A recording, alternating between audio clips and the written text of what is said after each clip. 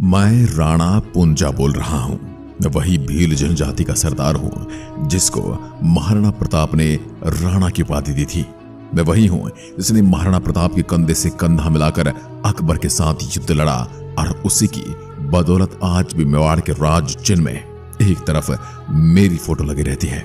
मैं वही भीलू राणा हूं जिसे युद्ध में गोरिल्ला पद्धति का जनक कहा जाता है। मुझे समस्त भील जाति का भीष्म पितामह कहा जाता है। महाराणा प्रताप के बेटे अमर सिंह को राजगद्दी पर बैठने का श्रेय मुझे और भील और गरासिया समाज के लोगों को ही जाता है। मैं स्वयं को बड़ा भाग्यशाली मानता हूं कि मुझे एक ऐसे महान राजा के साथ लड़ने का मौका मिला जिसकी ख्याति आज पूरे भारत में फैली हुई है और आगे भी सदियों तक उसके त्याग और वीरता के किस्से सुनाए जाते रहेंगे। मैं उन राजनेताओं के गाल पर तमाचे की तरह हूं जो जातिवाद और छुआछूत की राजनीति करते हैं। मैं आपको बताऊंगा कैसे मुझे महाराणा प्रताप के राज दरबार में एक अलग ही सम्मान मिलता रहा। मुझे महाराणा प्रताप अपने भाई की तरह सम्मान देते थे। मुझे दरबार में एक विशेष तरह का सम्मान दिया जाता था और मुझे महाराणा के साथ बैठने का मौका भी मिलता था। आज तक जातिवाद की राजनीति करके हिंदुओं को आपस में बांटा जा रहा है।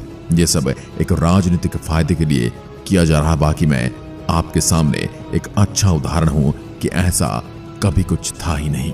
आज मैं आपको बताऊंगा कैसे महाराणा प्रताप के साथ मिलकर मैंने मुगलों के दांत खट्टे किए और कैसे उनको मेवाड़ से खदेड़ दिया।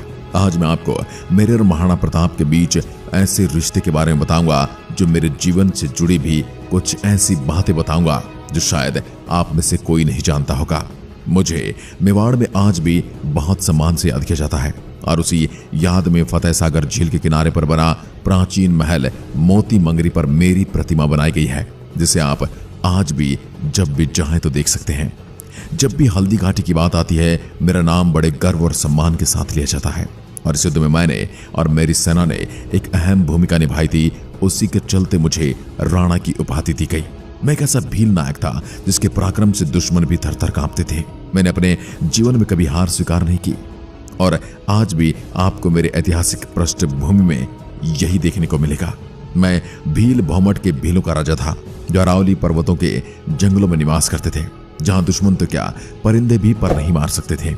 मैंने अपने समस्त क्षेत्र के चारों ओर ऐसा रक्षा कवच बना रखा था जिसे कोई राजा तोड़ नहीं सकता था। भीलों की नगरी में भी बहुत सारे भील क्रांतिकारी पनपे थे, लेकिन मुझको भीलों के सबसे बड़े महान क्रांतिकारी योद्धा के रूप में जाना जाता है। मेरा जन्म